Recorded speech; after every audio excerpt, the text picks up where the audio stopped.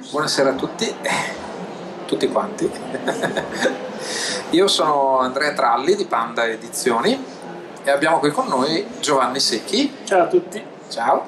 Che ha pubblicato con noi Solo tre regole. Sì. E niente, siamo molto contenti di essere qui perché siamo alla fiera Tempo di Libri a Milano, come possiamo vedere anche dallo stand della Regione del Veneto, che ringraziamo per l'opportunità che ci è stata data. E niente, io ho tutta una serie di domande per te, caro Giovanni, che quindi ci divertiremo a farti. Però partirei dalle citazioni, tanto per cominciare a entrare un po' nell'idea del tuo libro. Sì. E quindi tu hai scelto due citazioni particolari, o perlomeno che io ritengo particolari, ovvero: non hai forza per tentare di cambiare il tuo avvenire, per scoprire libertà che non vuoi avere. Ti sei mai chiesto quale funzione hai? E questa è di Franco Battiato da Il silenzio del rumore. Sì. La seconda citazione è: tornai nel Texas orientale e scoprii di non avere più voglia di aiutare i meno fortunati. Mi resi conto di essere uno di loro. Di Joe Lansday, Una stagione selvaggia. Certo. E queste due citazioni in esergo del tuo libro, che cosa ci possono far intuire? Cioè, come mai le scelte? Cosa ti hanno portato a prendere queste due citazioni così sicuramente particolari e diverse tra di loro, a inserirle all'inizio? Beh, innanzitutto la citazione di Franco Battiato riguarda le domande sulla libertà.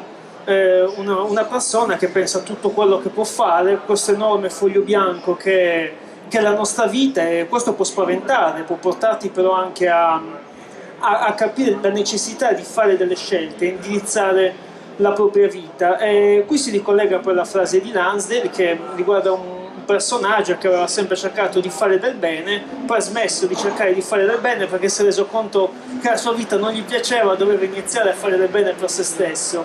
E i personaggi di questo romanzo, soprattutto il personaggio più giovane, si mette di fronte anche lui a questa domanda: cosa fare della mia vita, cosa fare della mia libertà, devo aiutare gli altri, me stesso, devo accettare che c'è un bene e un male, che sono grandi domande a cui devo dare anche delle risposte personali per andare dove voglio nella mia vita. Quindi le domande che si fanno i due attori, Battiato e Lansdale, sono alla fine le domande che si fanno i personaggi del libro, e penso tutti noi nella nostra vita. Ho capito, grazie. Abbiamo anche un piacevole sottofondo musicale che ci introduce anche un po' nell'ambiente del libro, che è molto blues per certi versi.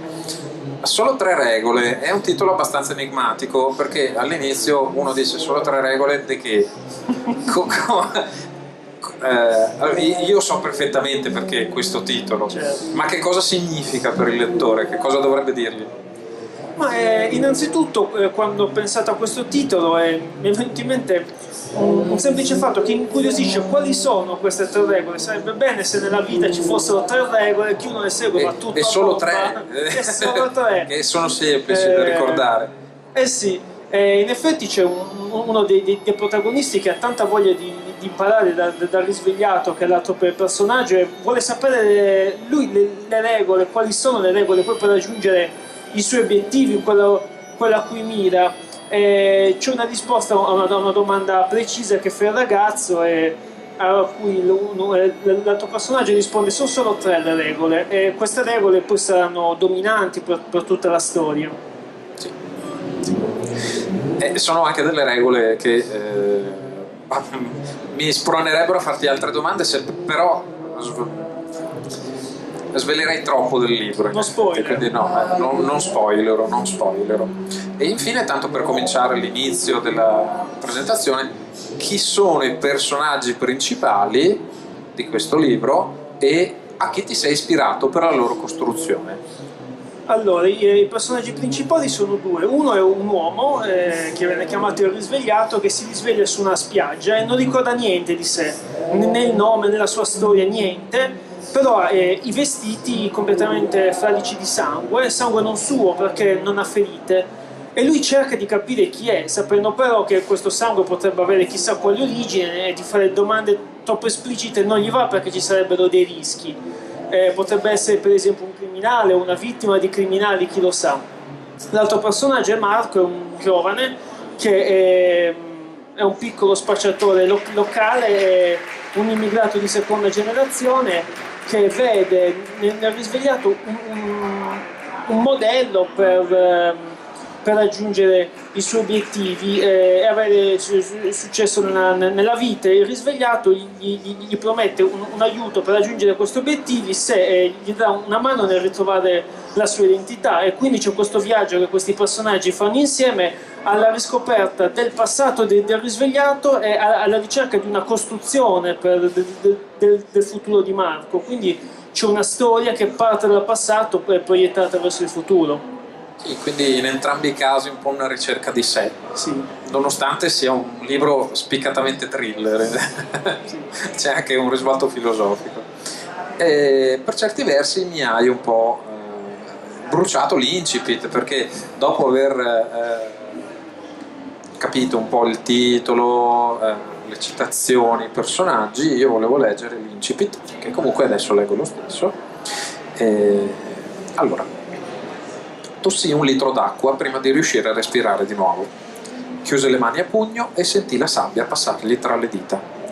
L'occhio, che non era immerso nell'onda del bagnasciuga, scorgeva il mare, qualche luce del porto, la luna che brillava da dietro le nuvole. L'orecchio libero sentiva il fruscio della pioggia torrenziale e qualche sirena provenire da lontano. Un piede alla volta cercò di alzarsi. Barcollò, ma si rimise in piedi. Era in un piccolo tratto di spiaggia, adiacente al porto. C'era qualche cumulo di alghe, delle barche abbandonate con il legno mangiato dalla salsedine e dal vento, mentre navi mercantili continuavano a navigare allontanandosi verso l'orizzonte.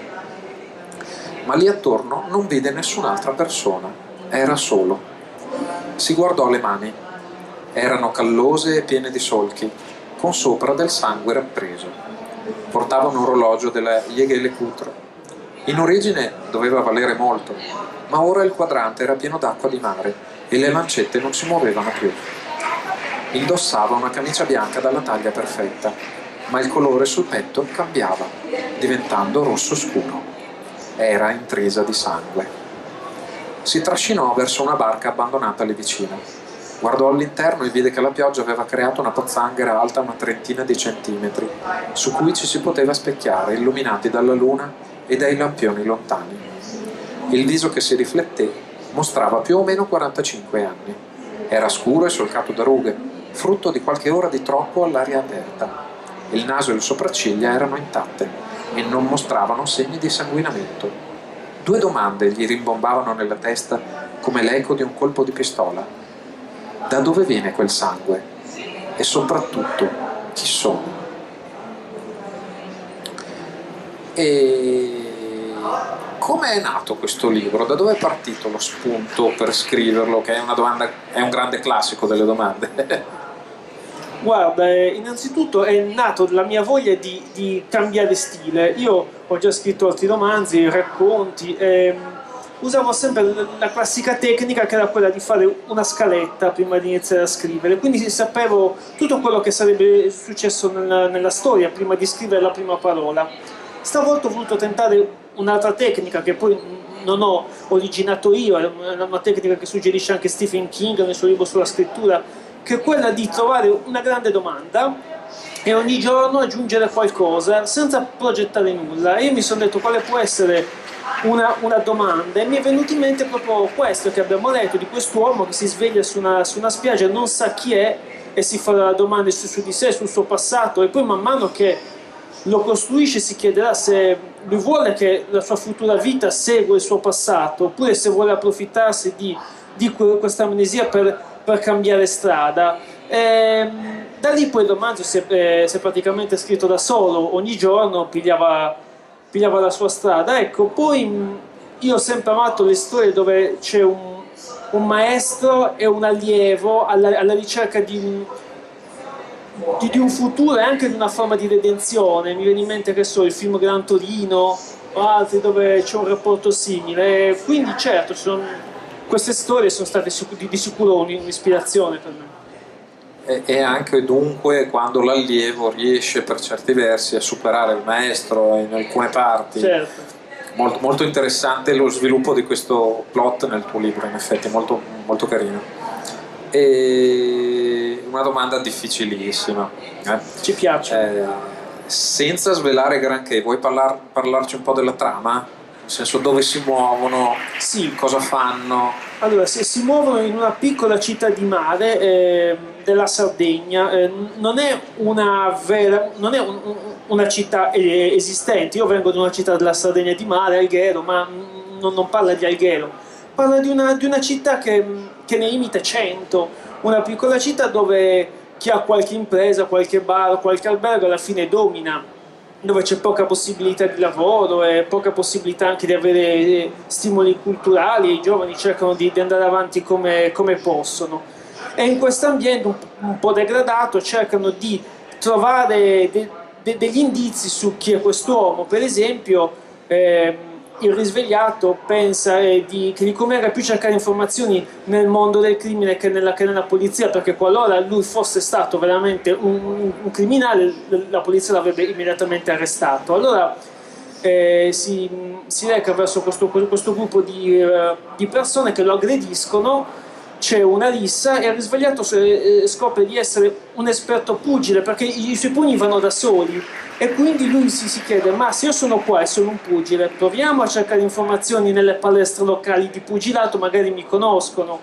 E quindi, con l'aiuto anche di Marco, questo ragazzo entrano in questo ambiente, scoprono che non è un ambiente sempre pulito e cercano di trovare qualche risposta, e così la storia va avanti, Eccetera, eccetera, eccetera, effettivamente.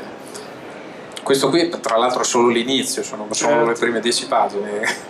Ecco. Ok, adesso ho un piccolo brano tratto dalla metà, più o meno, del tuo libro. Non è male questa città, non ci farei crescere mio figlio, ma la vecchiaia ce la passerei, disse il risvegliato mentre passeggiavano per i campi abbandonati con la città che compariva all'orizzonte. Ecco, io ci sono cresciuto e la vecchiaia la passerei di sicuro da un'altra parte, disse Marco.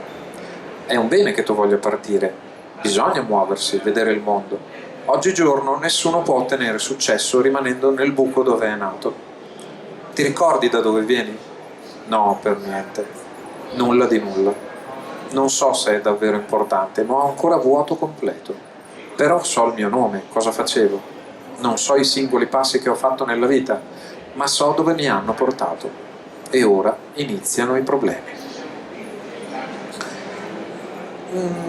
Al di là del fatto che tu sei nato ad Alghero, come mai hai ambientato il libro in Sardegna, che non è certo un'ambientazione usuale per i libri?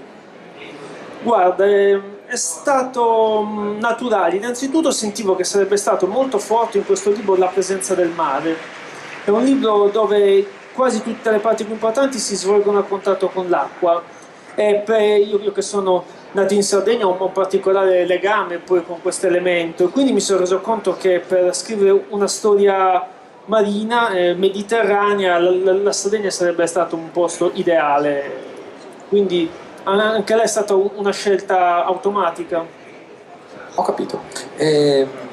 Com'è stato accolto il tuo libro dai tuoi amici sardi? Nel senso, ambientare una storia di questo genere ad Alghero, come l'hanno presa?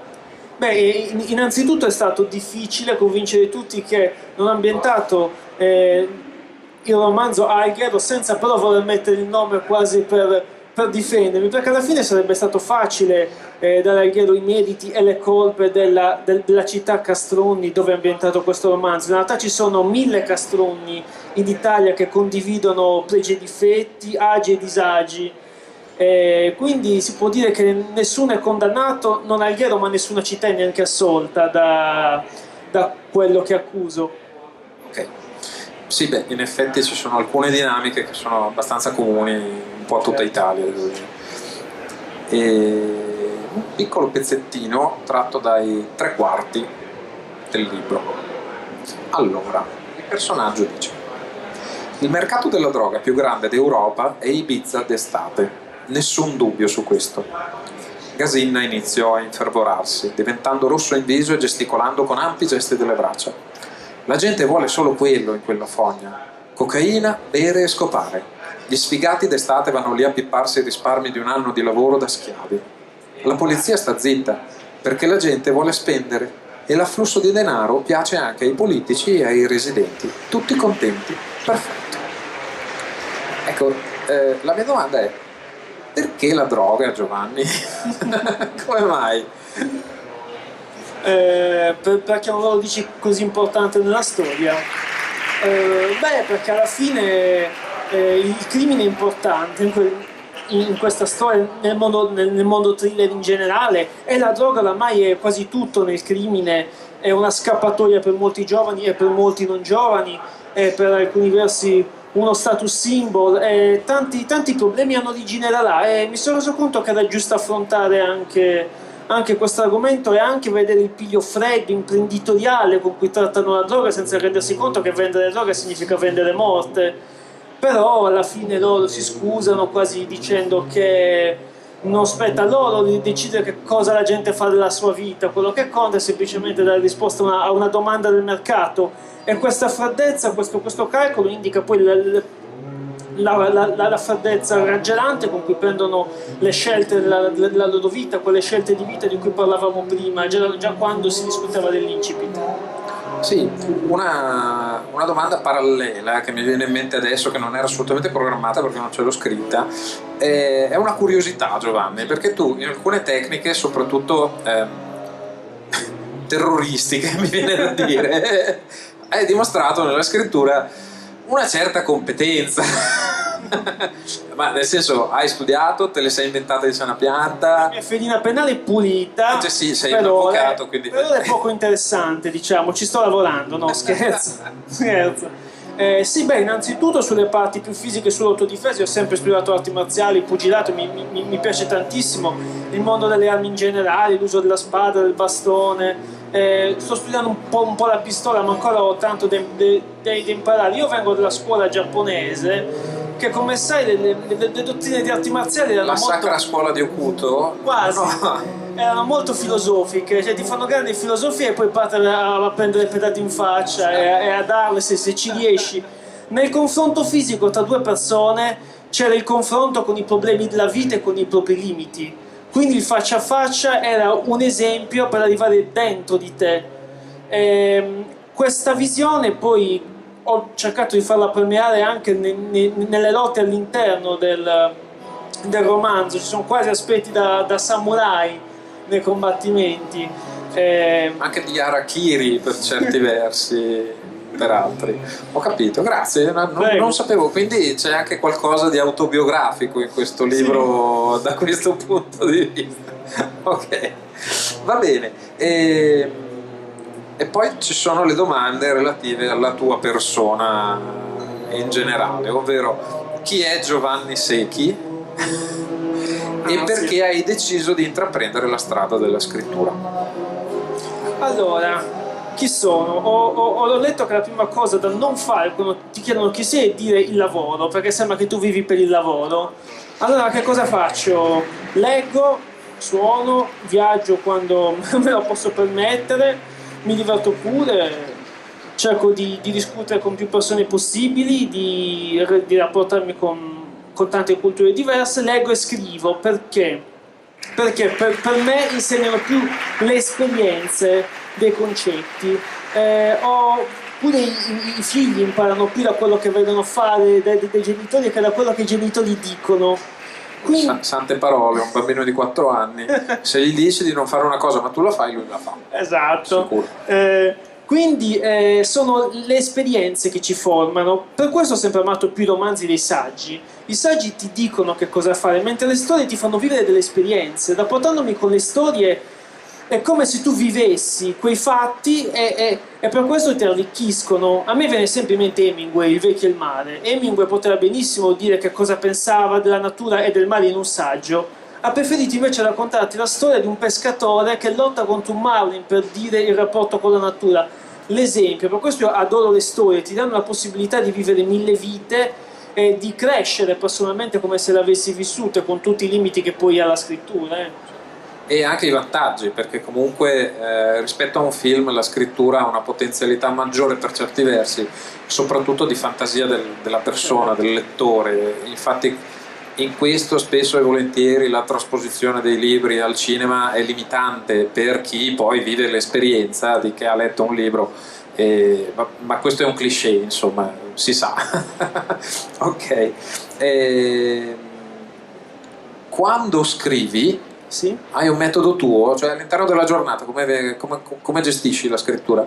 Guarda, non ho orari fissi e neanche luoghi, ho scritto più o meno ovunque. Posso dire comunque che cerco di scrivere ogni giorno, di non darmi mai limiti. Se è necessario scrivere la mattina presto prima di andare a lavoro e un minuto lo faccio, oppure se lo devo scrivere la notte, cosa che sconsiglio, perché quando scrivi la notte ti agiti e tendi a non dormire È vero. bene. Beh, soprattutto se scrivi libri thriller, come nel tuo caso, che effettivamente dopo aver scritto alcune pagine del tuo libro probabilmente uno non avrebbe preso sonno facilmente, no? In effetti. Ho capito. Ma quindi scrivere ogni giorno è anche uno dei consigli sempre di Stephen King, Certo. che tu hai preso pedissequamente. Bravo. Bene, ora una domanda generale, nel senso è una domanda. Siamo alla Fiera del Libro di Milano, quindi mi pare corretto. Insomma, ci sta. Come vedi il panorama editoriale italiano contemporaneo, attuale? Che esperienza ne hai avuto prima di pubblicare con Panda, o come lo vedi in generale? Insomma? Beh, onestamente non posso dire di essermi immerso mai più di tanto nell'editoria come industria. Posso semplicemente dire che è un grande vantaggio, vale la pena sperare nell'editoria italiana. Ho amici che cercano di fare i registi, altri che cercano di fare i cantanti, mi dicono guarda se non ti vendi, se non ti adatti, non ha neanche senso provarci. Non so se sia vero, perché magari veramente ha ancora senso provarci. Posso dire che nell'editoria c'è ancora ascolto, c'è molto rumore di sottofondo fatto da mode, da un'industria che mira più ai soldi che all'arte, ma è anche giusto così, perché gli editori devono pagare stipendi. Però posso dire, ecco, che vale la pena lottare. Io ho sempre scritto quello là che volevo, con molta naturalezza, e sono stato pubblicato già in passato per dei racconti dopo aver vinto qualche concorso, adesso col mio romanzo. Quindi finché vale la pena scrivere, essere se stessi e c'è la possibilità di essere ascoltati, direi che l'ambiente è abbastanza sano. Bene, grazie.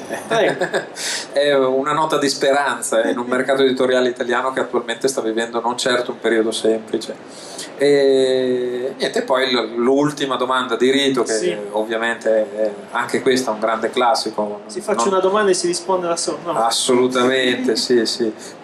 Questa è una buona idea. Dai, fatti una domanda e rispondi. Marzullo ha il copyright. Marzullo, ci picchia, no, allora niente. 5 lire, sarà magari qui in giro, non si sa mai. Magari può essere, sì, abbiamo visto la ministra Lorenzin poco fa. Quindi. La salutiamo. Auguri ministra. Siamo vaccinati. Sì, in effetti sì, io sì, perché ero piccolo. Niente, stai scrivendo altro? Hai in programma altri libri? Sì, sono quasi alla fine di un altro romanzo, quasi alla fine della prima stesura, quindi ce ne vorrà un altro thriller. È ambientato stavolta a Milano, quindi è ambientato in un'altra terra. È ambientato qua. Nella fiera di Milano. No. Nella fiera di Milano, sì, sono morti ammazzati, è un thriller. Dei ministri. No, è un thriller. Sono a buon punto e devo dire che sono abbastanza soddisfatto di come sta andando. Ho capito, bene. C'è la droga? Ovvio, sì. Ovviamente, un po' ci deve essere, è chiaro. Va bene, perfetto, grazie. Prego. Ci sono domande dal pubblico? Va bene. Niente, io avrei anche terminato. Una presentazione abbastanza veloce e godibile. Grazie Giovanni. Prego, grazie a te. Mi sono molto divertito. Grazie, sei stato molto disponibile. Ciao alla telecamera e ci vediamo alla prossima fiera. Ciao.